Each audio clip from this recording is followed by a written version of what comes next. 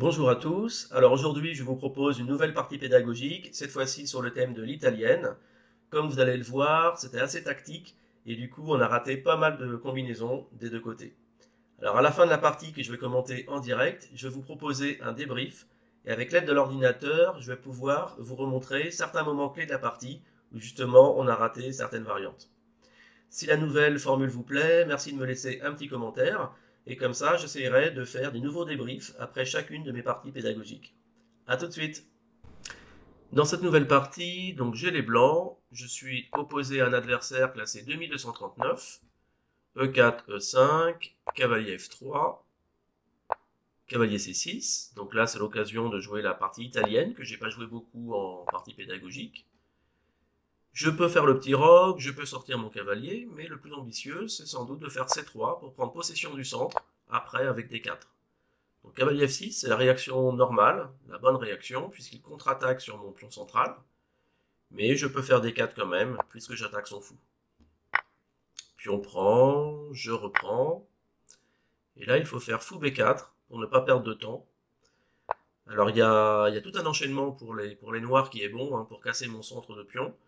Donc là, je vais faire fou D2 pour protéger l'échec.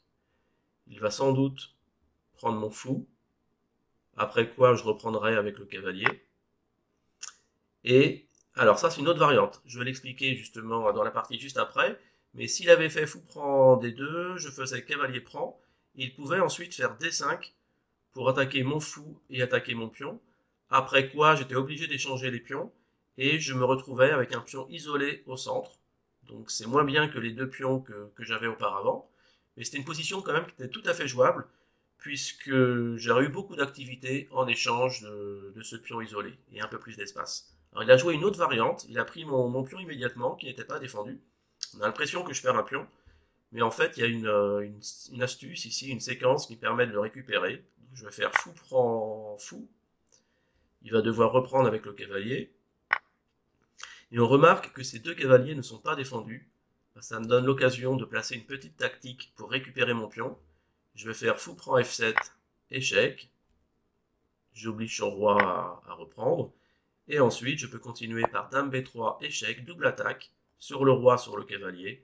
Et donc, je récupère le pion. Je récupère le pion. Alors, la position, elle est tout à fait intéressante quand même pour les noirs. Le roi est déroqué, mais c'est pas si grave parce qu'il a l'occasion après de faire ce qu'on appelle un roc à la main, c'est-à-dire qu'il va pouvoir faire passer sa tour et remettre son roi en G8 pour obtenir à peu près la même position que s'il avait fait un roc. Donc la position, elle est assez équilibrée. J'ai l'activité de pièces avec les blancs, mais par contre, il a aussi des atouts de son côté. Il aura la colonne F qui sera ouverte pour sa tour, donc ça lui donne de l'activité. Et j'ai un pion en D4 qui est isolé, donc c'est aussi une petite concession, surtout pour la finale. Donc pour le moment, je peux soit reprendre le cavalier, soit glisser le coup d'échec intermédiaire en E5. Si je prends le cavalier tout de suite, il va pouvoir faire tour F8. Et sur cavalier E5, il a le temps de mettre son roi en G8 avec une position tout à fait correcte. Donc ça me paraît mieux de jouer cavalier E5 d'abord, pour pas lui laisser le temps de glisser la tour. S'il met son roi en G8, ben justement la tour aura beaucoup plus de difficultés à passer. Alors là-dessus, qu'est-ce qu'il peut faire? Il peut faire roi F8. Je crois que c'est le bon coup, roi F8.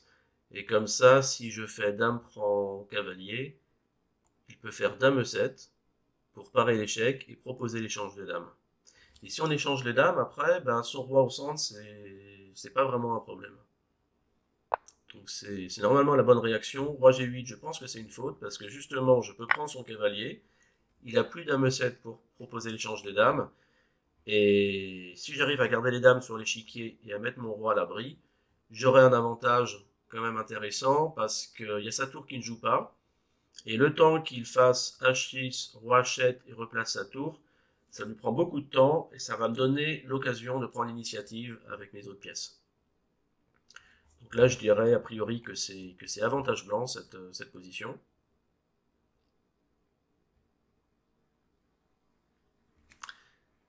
Donc H6, ça paraît normal. Il peut aussi sortir son fou en F5. Mettre la dame en F6, c'était aussi une possibilité pour viser F2.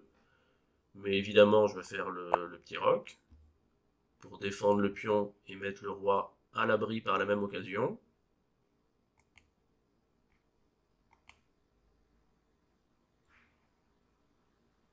Alors peut-être dame G5 maintenant, avec des idées agressives à base de fou H3. Mais bon, franchement, j'y crois pas trop à dame G5 parce que il a quand même sorti que son cavalier en pièce mineure. C'est pas suffisant et j'ai sûrement des bonnes défenses sur dame G5. Je peux tout simplement mettre mon roi en H1 pour me déclouer. Je peux aussi ramener mon cavalier en F3, donc c'est pas très dangereux. Alors, il fait H5 pour passer son roi, intéressant. Je pensais plutôt à H6. H5, c'est un peu plus agressif, mais ça peut faire aussi des trous dans son roc. Donc je suis pas sûr que ce soit le meilleur coup ici. Alors maintenant, ça serait bien de sortir mon cavalier. Donc le mettre en C3, c'est le coup normal. Mais j'ai aussi F3 qui se regarde pour chasser son cavalier et venir en C3 ensuite attaquer son pion sans qu'il puisse faire l'échange de pièces. Donc je ne sais pas vraiment ce qui est le mieux. Alors si je joue cavalier C3, il faut regarder cavalier D2, mais cavalier D2, c'est pas un vrai problème. Je peux bouger ma tour en attaquant son cavalier. Dame B3, également un coup qui se regarde pour attaquer ici, mais il peut défendre facilement avec C6, donc ça n'a pas d'intérêt. Ouais, j'hésite beaucoup entre F3 et cavalier C3. Alors sur F3, déjà, est-ce qu'il a des bonnes cases pour son cavalier? Est-ce qu'il a des bonnes cases? Bah, il peut venir en D6, et dans ces cas-là, je joue cavalier C3, je gagne un tempo en attaquant D5, ça l'oblige à défendre, et après, je pourrais prendre possession de la colonne ouverte, la colonne E. Donc F3, ça se mérite. Ça se mérite de chasser son cavalier qui est bien positionné, mais aussi d'ouvrir la colonne. Et aussi de permettre à mon cavalier de venir sans qu'il puisse l'échanger. Donc F3 me paraît préférable ici, pour toutes ces raisons.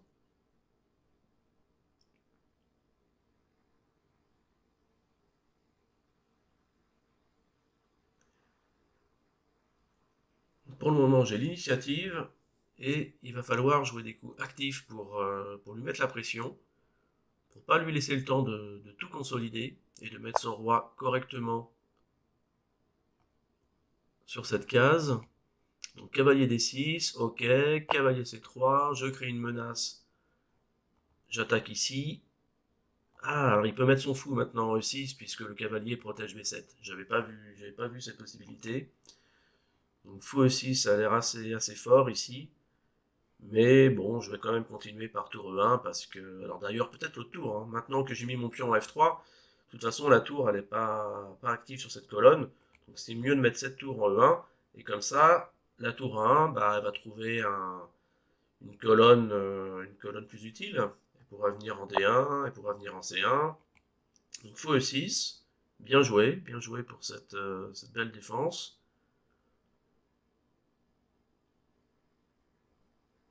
Alors maintenant, comment continuer?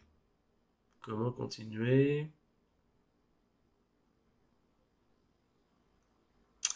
Je vais mettre ma tour E1, déjà ça mange pas de pain, c'est un coup utile. Et puis on va voir après, en fonction de ce qu'il fait, on va essayer de trouver le coup le plus adapté. Quand vous savez pas quoi faire, souvent c'est utile de faire les coups entre guillemets obligatoires. La tour, on sait qu'elle va venir en E1, donc autant la mettre tout de suite ici. Et pour l'autre tour, comme on ne sait pas encore sur quelle colonne elle va se placer, bah, on attend de voir ce que joue l'adversaire. Ça va peut-être nous donner des indications pour le prochain coup.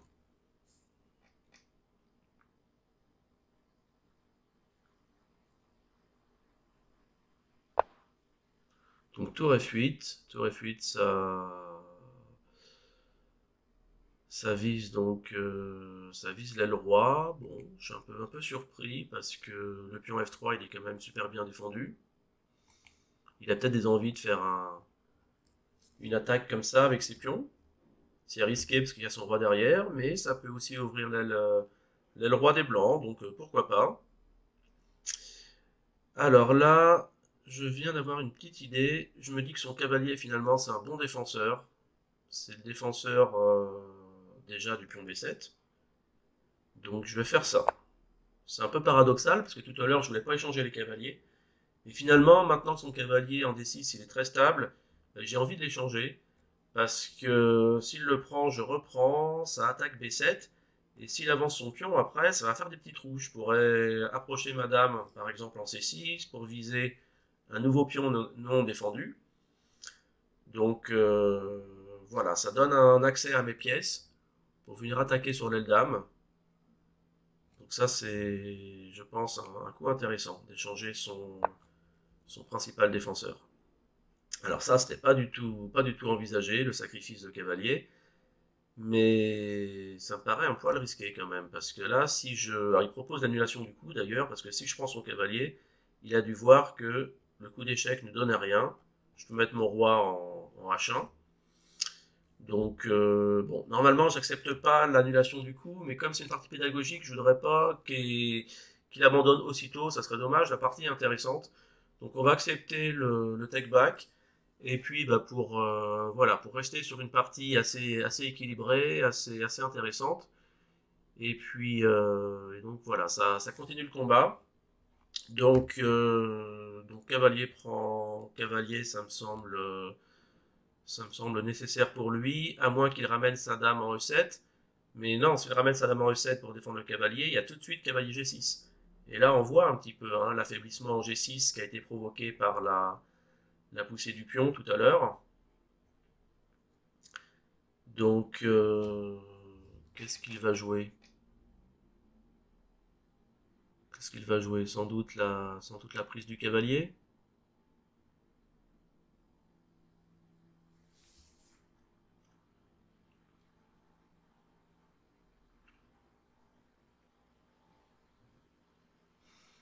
Ouais, ou alors la tour en D8 peut-être. Mais non, tour D8 ça va pas. Je fais cavalier prend cavalier, tour reprend, il y a toujours dame prend B7.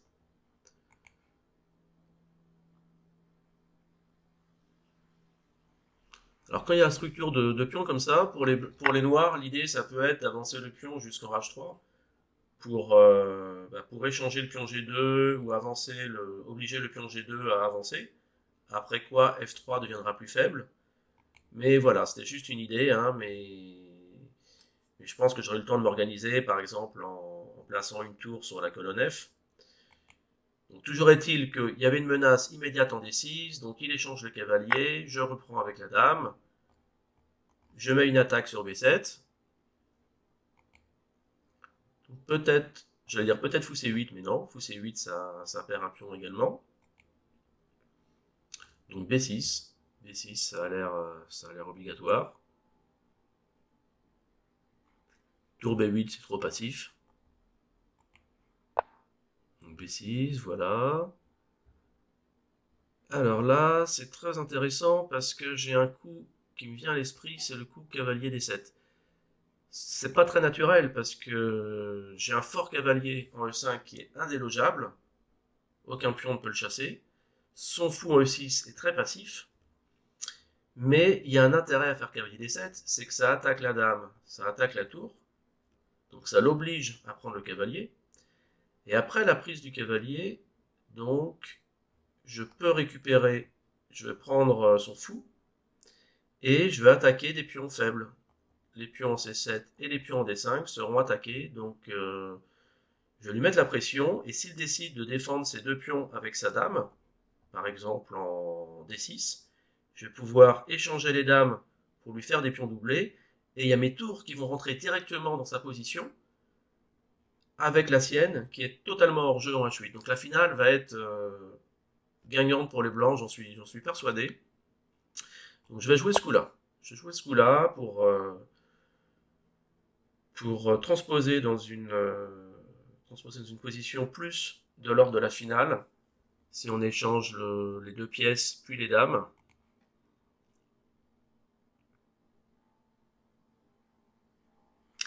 Alors s'il prend, il faut regarder aussi le coup intermédiaire dame prend D5 pour récupérer le fou.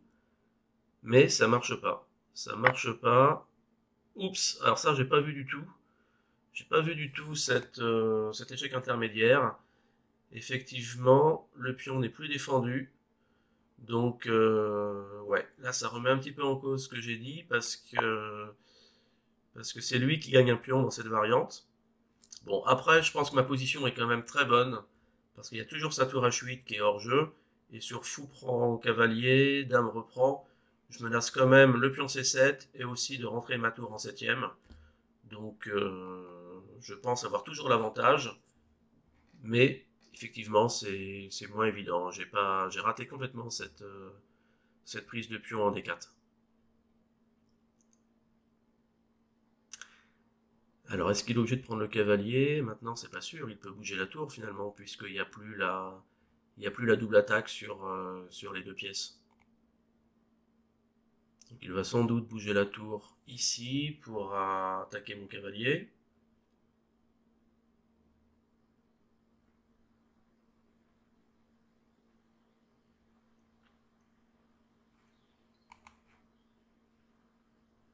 Non, mettre la tour ici, c'est pas possible parce que je prends le fou. Décidément, là, c'est la partie des gaffes. Alors, par contre, tour E8. Est-ce que c'est un coup tour E8? Tour E8 pour défendre le fou. Pas évident parce que la tour n'est pas protégée. Et j'ai cavalier F6, échec. Cavalier F6, échec. S'il prend mon cavalier, je récupère sa tour. Et s'il fait autre chose, ben, je prends sa tour quand même. Donc il est obligé finalement de prendre le cavalier. Je reprends son fou avec la dame. J'attaque C7 au passage. Donc tour F7 peut-être. Tour F7, non, tour F7 ça permet tour E8. Roi H7. Tour prend tour. Roi reprend. Et dame prend tour en fin de variante. Avec une position gagnante. Donc là, il est obligé de... Non, il n'est pas échec. Donc comment il peut défendre son pion? Il peut l'avancer. Dans ce cas-là, ça va perdre à 7. D'ailleurs, s'il avance son pion, je pense pas prendre à 7 tout de suite. Je préfère encore mettre la tour ici pour occuper correctement la 7ème et éviter qu'il puisse après venir là avec sa tour.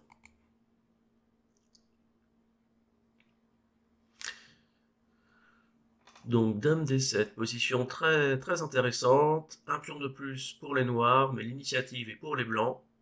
Et il y a toujours cette tour H8 qui n'arrive pas à rentrer en jeu. Alors tour dame F2, qu'est-ce que ça menace? Est-ce qu'il menace un sacrifice ici? Pour faire échec perpétuel, on va vérifier. Tour prend pion, pion prend, dame échec. Roi G1. Et après, il n'y a plus d'échec, si je dis pas de bêtises. Donc le sacrifice n'est pas possible dans l'immédiat. Ça me donne donc l'occasion de faire ça. J'occupe la 7ème rangée. Évidemment, il y a la deuxième tour qui empêche un mat du couloir. Et là, il est en difficulté, notre ami, parce que s'il fait ça, je prends la tour.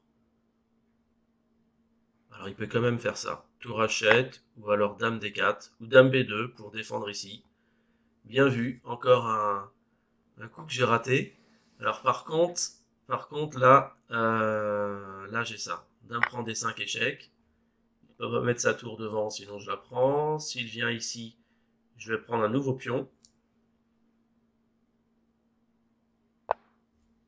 Je vais prendre un nouveau pion sur échec. Il revient. Alors là, c'est amusant parce que j'ai une variante qui donne le match nul. Je peux faire échec, roi H7, dame échec, roi G8, encore échec. Bon, est-ce que je peux prétendre avoir l'avantage ici? Évidemment, je suis mieux au temps, hein, donc je pourrais jouer le temps, mais bon, c'est pas déjà évident que je gagne autant parce qu'il y a du rajout, il y a 2 secondes après chaque coup. Ma tour est attaquée, ma dame est attaquée. Alors je vais déjà faire le coup d'échec. C'est le seul coup de toute façon si je veux continuer la partie. Et sur roi H7, après je dois réfléchir. Je réfléchis à prendre le match nul ou alors à sauver ma tour. Bon, il a un pion de plus, mais j'ai quand même une belle initiative avec mes pièces actives ici. Il y a son roi qui est pas au mieux, donc je vais jouer pour continuer. Et je vais faire tour ici. Tour ici, je double les tours. Alors le problème, c'est que ma tour, elle peut pas passer facilement parce que dès qu'elle vient en quatrième, j'ai la menace de mat après avec sa dame. Donc ça, c'est un vrai problème. Je vais devoir trouver une solution contre ça. Alors là, c'est très intéressant parce que il ramène sa dame pour parer l'échec. En cas d'échec, il veut mettre sa dame devant et éviter l'échec perpétuel. Mais l'inconvénient aussi, c'est que maintenant, je peux placer ma tour en cinquième. Et il y a cette menace d'échec avec la tour. Et il n'a plus la possibilité de faire un échec en première ligne. Donc la menace, d'ailleurs, c'est échec. Dame, pas dame ici, roi G6. Mais après roi G6, j'ai l'autre tour qui vient E6 et ça gagne la dame. Donc finalement, il perd autant, mais est-ce qu'il a une solution pour empêcher tour H5? Je ne crois pas. Je ne crois pas, puisque la poussée en G6 n'est pas possible. Et son roi peut pas reculer. Alors il peut faire tour D8 pour attaquer la dame. Mais dans ces cas-là, je fais tour échec. Il est obligé de mettre sa dame devant. Je prends la dame sur échec. Roi prend. Et après, je peux remettre ma tour devant pour défendre la dame et éviter un mat du couloir. Bien, la partie est terminée, mais on va faire un petit débriefing maintenant avec l'aide de l'ordinateur, parce qu'il y a beaucoup d'erreurs de chaque côté. Donc au début, c'était une italienne, pas de souci, on a joué donc des coups normaux, avec le plan C3, D4 pour prendre le centre. Là-dessus, il y a eu échec, et mon adversaire a pris le pion avec son cavalier. Alors ça, c'est une variante secondaire, mais je parlais de la variante principale au cours de la partie, donc je vais vous la montrer, c'est fou prend, cavalier reprend. Les blancs ont deux super pions au centre, mais les noirs ont la possibilité de le casser en faisant D5. Ça attaque le fou, ça attaque le pion. Les blancs doivent plus ou moins prendre le pion, le cavalier va reprendre, et on obtient une position avec une structure asymétrique, puisque les blancs ont un pion isolé au centre. Donc en finale, ça peut être une grosse faiblesse, s'il y a beaucoup de pièces qui s'échangent, mais dans le milieu de jeu, c'est plutôt une force, puisque ça donne un jeu de pièces très actif et un peu plus d'espace. Alors, il faut quand même jouer de manière énergique avec les blancs si on veut garder cette initiative. Généralement, on fait dame B3 pour attaquer le cavalier. Le cavalier ne peut pas partir parce qu'il y a le pion F7 derrière. Donc on vient défendre comme ceci. Petit roc, C6 pour consolider et faire passer la dame. Tour E1, petit roc, cavalier E4. Et la théorie ici donne un petit avantage pour les blancs, sachant qu'ils ont un peu plus l'initiative et un peu plus d'espace. Mais ça reste très solide pour les noirs. Dans la partie, sur cette position, les noirs ont donc joué une sous-variante en prenant le pion. On a vu que c'était possible de récupérer le pion facilement en sacrifiant le fou en F7 et en faisant ensuite la double attaque. Et là, le roi est venu en G8 et on a vu que c'était problématique à cause de la tour qui reste coincée pendant très longtemps. Il y avait un super coup, pas facile à trouver, que j'ai découvert avec des parties de champion, c'est roi E6. Roi E6, ça peut paraître très étonnant parce que le roi se place au milieu de l'échiquier avec les dames et sur une colonne ouverte en plus, en l'absence de pion. Mais le truc, c'est que après dame prend cavalier, il y a un super coup, c'est dame F8 qui vient attaquer le pion F2, proposer l'échange des dames, et on voit que la dame blanche, elle n'est pas capable de revenir en défense pour protéger son pion. Donc ça oblige l'échange des dames, et après, la position est tout à fait correcte pour les noirs, parce qu'on rentre en finale, et le roi au centre, c'est plutôt une bonne chose. Dans la partie, après roi G8, on a donc fait toute une séquence de coups que je vais passer assez vite, pour m'arrêter ensuite à l'essentiel. Donc là, j'ai fait tour E1 pour placer ma tour au centre. C'est pas un mauvais coup, mais il y avait plus fort. Dame C5, ça permet tout de suite de mettre la pression sur le pion C7. Et ce pion est difficile à protéger, puisque s'il avance, le cavalier est perdu. S'il met la tour derrière, c'est le pion A7 qui va tomber. Et puis la dame n'est pas capable non plus de protéger le pion, sinon il y a cavalier G6 avec une double attaque sur la dame et sur la tour. Donc, dame C5 était très fort ici. Au lieu de ça, on a joué tour E1, tour F8, etc., etc. Et là, alors là, c'est là que j'ai perdu le fil de la partie. J'ai joué cavalier D7. J'étais content de moi en plus, hein, puisque ça attaquait la tour, la dame, et je voulais supprimer son fou pour rentrer ma dame ensuite. Mais j'ai complètement oublié que le pion D4 n'était pas défendu. Alors il fallait voir aussi que mon cavalier, en plus, il est super bien placé, donc il n'y avait pas de raison particulière de le bouger.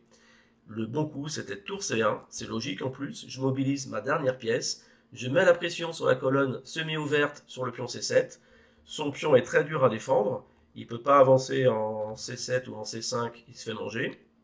Et puis, s'il met sa tour derrière, bah, c'est un peu triste, hein, c'est un peu passif. Je vais mettre ma tour en C6, je cloue son fou, je menace de doubler les tours, de rentrer éventuellement la dame. Il a une position là totalement, totalement perdante, en tout cas stratégiquement il est vraiment complètement ficelé. Donc j'ai joué le coup de l'année, cavalier D7, avec la perte du pion sur échec. Ensuite, c'est lui qui a fait une grosse gaffe, puisqu'il est venu en F2 avec sa dame, mais il a oublié que son pion D5 n'était plus défendu. Et là, je me suis précipité un petit peu, j'ai voulu placer tout de suite ma tour en 7ème rangée, ce qui n'est pas une mauvaise chose, mais prendre le pion, c'était évidemment meilleur, puisque déjà, il ne peut pas mettre sa tour devant. Il y a tour, échec, roi bouge, tour prend tour, suivi du gain de la tour qui n'est plus défendu, donc la position est complètement gagnante. Et autre variante, toujours sur dame prend pion échec, si son roi vient par là, bah dans ce cas-là, je vais prendre un nouveau pion. Et puis après, la position est très agréable à jouer, puisque je vais pouvoir placer ma tour en 4ème rangée, m'activer, activer la 2ème tour également, il y a toujours son roi qui est très faible. Donc je n'ai pas pris le pion, j'ai mis ma tour en 7ème. Là, il aurait dû mettre sa dame en D4 pour protéger le pion G7 et continuer d'avoir une défense sur D5. Au lieu de ça, il a été un peu trop gourmand. Il a pris en B2 pour défendre G7 et attaquer ma tour. Mais là, par contre, j'ai pas raté l'occasion. J'ai pris le pion sur échec, échec, échec encore. La tour est venue ici, ça c'est bien, pour la faire participer aussi. Tour ici. Et puis là, si vous vous rappelez, donc il a perdu autant dans une position qui était désespérée, effectivement. Mais par contre, j'ai fait une faute quand même d'analyse, puisque j'ai imaginé la suite en disant que sur tour D8, pour attaquer la dame, j'allais faire tour échec, dame H6, tour prend dame, suivi de tour D7. Mais sauf que sur tour D8 et tour H5 échec, il n'est pas du tout obligé de mettre sa dame. Il peut mettre son roi en G6, et là c'est très embêtant pour moi, puisque ma dame est attaquée, la tour H5 également, et en plus, je peux pas laisser ma dame sur la... Enfin, n'importe où, hein, puisqu'il y a la menace de mat en plus sur la première ligne. Alors, ma position était quand même gagnante, mais il fallait pas faire tour H5, il fallait jouer à la place, sur tour D8, dame E4 échec, après quoi, il serait venu certainement en G8. Alors là, il faut faire attention, il y a la menace tour D1 échec. Je peux faire G3, il peut faire des coups d'échec, mais c'est pas très grave parce que je me rapproche de la tour, il n'y a plus d'échec. Finalement, c'est moi qui va attaquer son roi, donc il doit revenir. Et puis, il suffit de faire tour E8, de prendre la tour. On voit bien que son roi est très faible ici. Il vient en F7, obligatoirement, sinon il perd la dame, et je ramasse la tour. La position est gagnante. Voilà, donc j'espère en tout cas que cette partie et ce débrief vous aura plu. N'hésitez pas à me laisser un petit commentaire, et je vous dis à très vite pour de nouvelles parties.